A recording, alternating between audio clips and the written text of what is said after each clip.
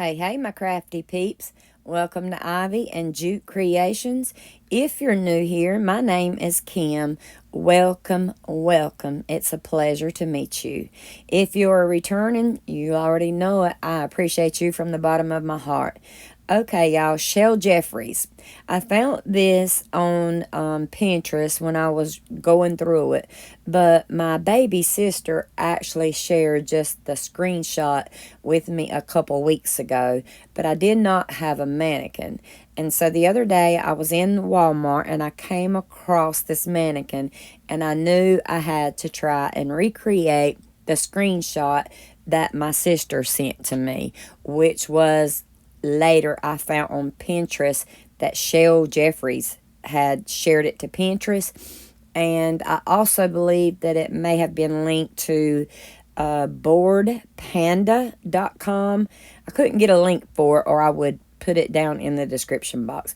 But anyway, I painted my mannequin. I sanded it first because it had some rough spots. Then I painted it with folk art paint in the color skin tone.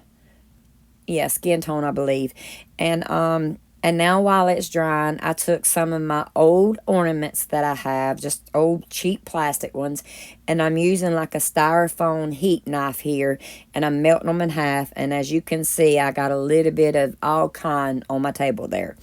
And now I'm just going to start gluing them down, all around my mannequin's head. We won't talk about how many times I got burnt with this project. And y'all see right there where I did not completely paint, the scalp or the head or whatever. And if you are going to be using any ornaments such as like the ones that I used, this one right here, when I lift my hand, you'll be able to see the scalp, the head up under there. See, I wished I hadn't used those ornaments, and I wished I would have painted my whole scalp. But even if I had painted the whole head, you could still see then the flesh color in that see-through ornament. So, but I didn't notice that while I was gluing them down. So if I had to do this over, I would have not used those specific ornaments. Now here I'm filling in the other little spots with some smaller ornaments. So now I filled it in with the big ones. Then I went and sporadically done small ones. And here I've got a Christmas twist tie. I cut probably about 2 inches strip of it, folded it in half, which made it about a 1-inch strip, and poked it down in that space there. But then as soon as I put one piece down, I realized that now the rest of it needs some. And so now I'm just outlining every ornament, because it's like as soon as I lay one piece down, I realized I needed another piece. And then another piece turned into just doing the whole head. Around the outside edges, the perimeter, and all on the inside. And this is what we've got so far. And then some big blank spots. And a little white rose, a foam rose from the Dollar Tree. And at this point, I'm admiring her and I'm really liking her. And I just know that I'm going to show out and I'm going to do good on this project. But we'll talk about that at the end of the video. And then I just continued taking these little twist ties, whatever you call them, and going in between each ornament. And like I said, lining the face out with it and the neckline. I hope y'all all had a wonderful Thanksgiving. I did. Everything went good.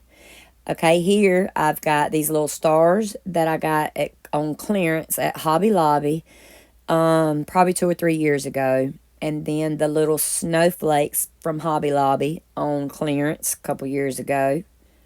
Like at 90% off, I believe. So we're talking about a few cents each.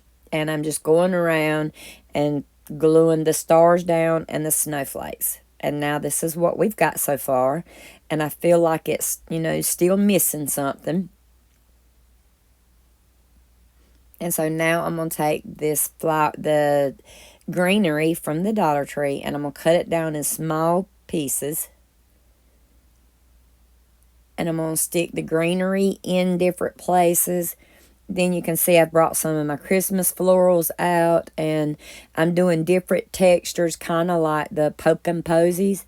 I'm just poking like a couple leaves here and there you see the styrofoam cranberries, the red. I done clusters of 3 of those all throughout. And now here I am doing eyelashes. Fun fact about me, I'm not a very feminine kind of woman. I don't do the eyelashes and go get my fingers pedicures done and things like that. And so I had a ball doing these eyelashes, y'all. I had myself laughing. I was putting them on crooked. So y'all have to let me know how I done. I tried the eyelashes one time a couple months ago. I let a friend put some on me. And y'all, I did not feel right. I did not feel right. They're just not me. I love seeing them on other women. I love seeing them on my daughters, on some of my friends. I do love seeing them on people, but they're just not for me.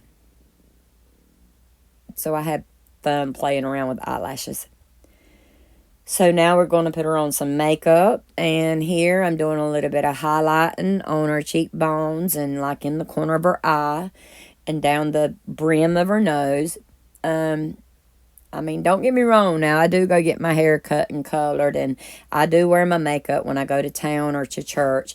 But I'm not an expert at contouring and highlighting and things like that. But I do a little bit of it on myself. So that's what I was doing here. Just for those of you that don't know, it's you take a darker color and just like you do on your projects, your DIYs, where you outline, you want to put some dark on your cheekbone and some dark powder like in around your nose, the brim of your nose, like right there.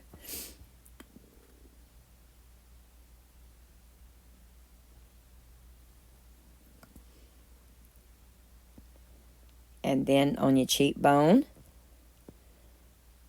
And then I even do some like along my jawline.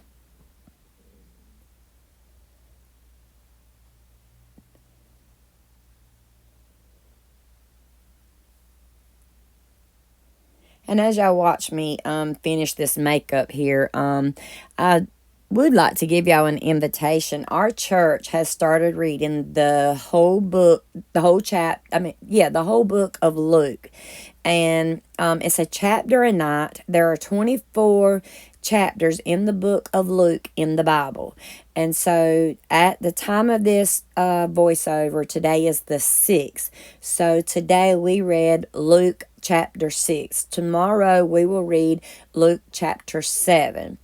And by Christmas Eve, December the 24th, we would have read the whole book of Luke, if y'all would like to join us. It's been challenging, even though it's only day 6. There's been a million excuses why not to read the word, but we have been consistent. And just like yesterday, Luke chapter 5 taught us to fear not, to forsake everything and follow Jesus. No matter what we go through in life, fear not. Jesus has got our back. And we've got to forsake our past. We've got to forsake the heartache. We've got to forsake everything and go on for Jesus and follow Jesus. And then today in Luke chapter 6 is the golden rule. Treat others as you would have them to treat you. You don't want people judging you. You don't want people criticizing you, talking about you, condemning you, and things like that. So why are we going around doing it to others? Instead, we need to be lifting our brothers and sisters up. And here is my project, the end of it. And I don't know what to think about her, y'all. I like her, but I don't like her. Y'all let me know what y'all think down in the comments.